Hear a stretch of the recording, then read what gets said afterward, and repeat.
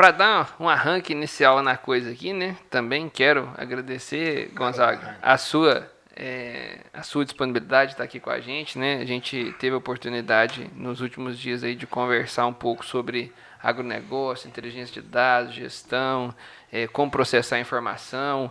E num primeiro momento, né, eu estava pensando de trazer você para conversar com a gente um pouco sobre esse mundo do processamento de informação. E nos 47 do segundo tempo, né, você puxou um gatilho que eu achei muito interessante, que é essa questão da gente olhar para o pequeno produtor, olhar para a situação geral da disponibilidade de mão de obra, como é que está esse diagnóstico de mercado, né, como é que está a situação do mercado, para a gente poder caminhar num sentido aqui de tentar confrontar a tecnologia e o ser humano.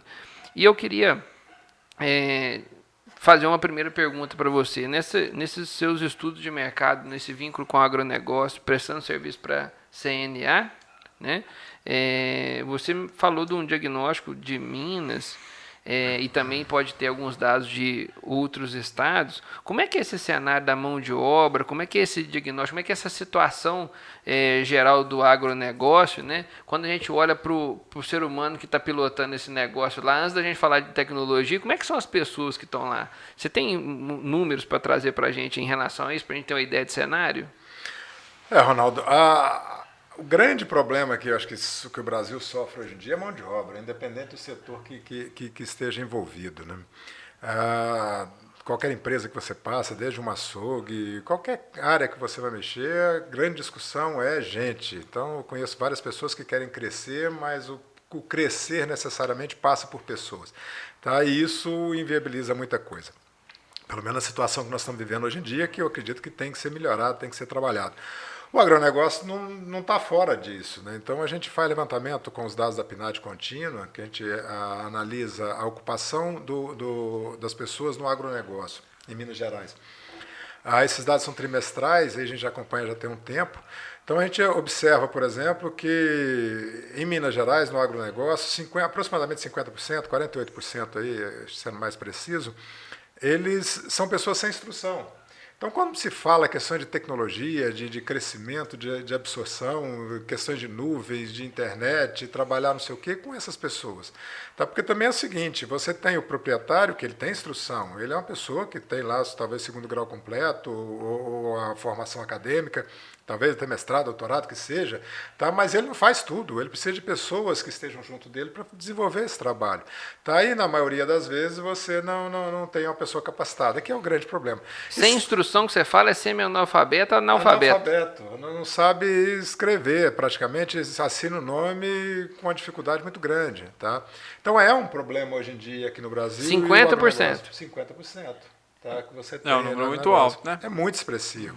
É muito então expressivo. Tem que ser revisado, tem que ser retrabalhado isso de alguma forma para que o agronegócio de fato vire tech. Tá? Porque senão, qual o agronegócio que é tech? É o agronegócio de propriedade de 1.000, 2.000, 10.000 hectares, ou que produza lá leite, por exemplo, por dia, lá, sei lá, 10.000 litros de leite por dia. Tá? Mas e o cara que produz 50, 100 litros de leite, ele faz anotações, ele faz gestão? Eu vou te dar 2 exemplos aqui para a gente começar a contextualizar. Pessoal, como vocês estão acostumados, nossa proposição aqui no podcast sempre é tentar fazer o seguinte: levantar um problema, trazer um problema para discussão e ao final a gente tentar levar alguma coisa prática, levar alguma contribuição para alguma parcela da nossa audiência. Muitas vezes a gente pode estar falando com o alvo do pequeno produtor, às vezes nós podemos sair aqui no final hoje com a mensagem para o médio, para o grande, para o estudante, para o professor universitário, né? Da gente tentar deixar passar uma mensagem para alguém do agronegócio, para que a gente, ao longo do podcast, ao longo, né, dos episódios, a gente vai ajudando a contribuir, levando informação, levando solução. Né? Bom, eu vou dar 2 exemplos práticos aí do que a gente está falando. Né? Um exemplo, que o Leandro já falou aqui algumas vezes no podcast. Drone, uma baita tecnologia. O Leandro tem uma empresa de drone, de pulverização no agronegócio. Grande drama hoje, ele tem drone parado, salário assim, alto em relação a mais do que o dobro do que a média salarial, quase 3 vezes a média salarial do brasileiro, e não tem quem pilota. Comprou o drone, não tem quem pilota, entendeu? Então, assim, o drama e outra coisa, se não pegar para poder formar essa pessoa, não botar gente para poder andar com quem já pilota e tal, não vai ter, entendeu? Então, tá aí, né, um pouco do que a gente está falando, né, o agro virou tech e as pessoas não acompanharam, né? Você sabe que as pessoas no meio rural, às vezes, têm até medo de tecnologia. Uhum. Não sei se vocês já conversaram com algum trabalhador rural, ele tem medo de tecnologia. Né? Aversão com tecnologia. Então, os mais novos estão vindo, já tem uma facilidade com o celular, já nasce nesse mundo, mas é uma aversão. E eu acho que no Brasil nós temos um problema estrutural, de base. Sabe? A gente não forma bem na base. Né? Então, não dá... Você vê, o cara é semi-analfabeto, ele não consegue ir pegar a tecnologia, não consegue perder o medo da tecnologia muitas vezes. Né? Então, isso faz com que ele fique travado a aprender novas situações, por exemplo, como pilotar um drone. Né? Então, eu acho que é um problema estrutural brasileiro. E acredito que seja mais agressivo ainda do que isso, pelos dados que ele passou. Né? Aí uma casa agropecuária, que eu conheço, abre um processo seletivo para contratar agrônomo, veterinário, zootecnista e vendedor para pagar um salário mínimo mais comissão. Deu 50 candidatos por vaga.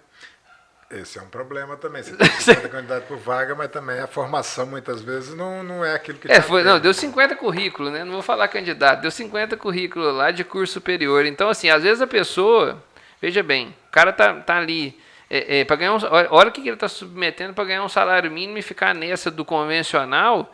E o cara é agrônomo, é técnico agrícola, seja lá o que for. O cara vai pilotar uma colheitadeira hoje a R$6.000. O problema nisso aí, Ronaldo, igual está sendo colocado, é que ele tem em todas as formações. Né? Então, assim, você tem a pessoa que é analfabeta, que sem instrução, que é uma grande maioria no setor do agronegócio, e você também tem muitas formações de profissionais, muitas vezes, que falta capacitação. Aí, digamos que eles têm instrução, ele é, por exemplo, um agrônomo que formou um veterinário. Ele tem instrução, ele sabe ler, sabe escrever, ele mexe na internet, mexe com tudo, mas muitas vezes falta uma determinada capacitação que ele não tem, muitas vezes, na universidade para desenvolver determinadas ações. Tá? Então, assim, o problema no Brasil é seríssimo com relação a isso. Tá? Não se discute isso, e para a gente crescer, tá? Vai precisar, porque para mim é uma sequência. Eu preciso de educação, e quando se fala de educação também, para as pessoas, não é simplesmente saber escrever e ler. Tá? É ter visão crítica das coisas, é tomar decisões, é saber analisar determinadas coisas, por mais simples que sejam. Tá? Que é a inteligência de dados que se discute aí. Só que quando as pessoas colocam inteligência de dados, colocam numa amplitude tão grande que coloca as fotos maravilhosas daquelas lavouras, daquele tanto de vaquinha dando leite, aquele negócio tudo, tá? Que aquilo ali é um paraíso que eu não sei de onde que vem. Tá? É lógico que tem oásis aí, tá? Mas a maioria não está nesse perfil.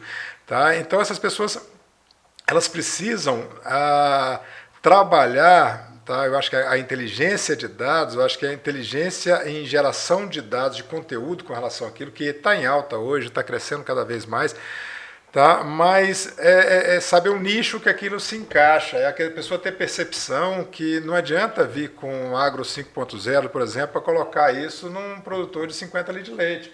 Tá? Que o caminho dele é outro, ele precisa de base, ele precisa de sustentação, que o Leandro colocou ali, e que ele não tem. Tá? O cara não sabe fazer apontamento, como é que eu vou fazer gestão se eu não sei fazer conta? Tá? Se eu não sei discernimento sobre as coisas. Tá? Então é muito difícil isso.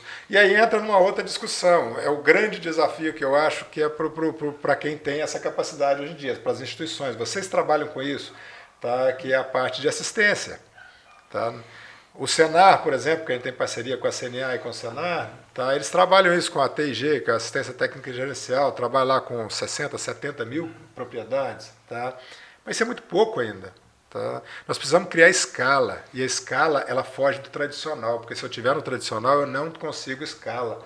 Então, eu tenho que mudar esse perfil, eu tenho que trabalhar de 5 milhões de estabelecimentos rurais no Brasil. 5 milhões.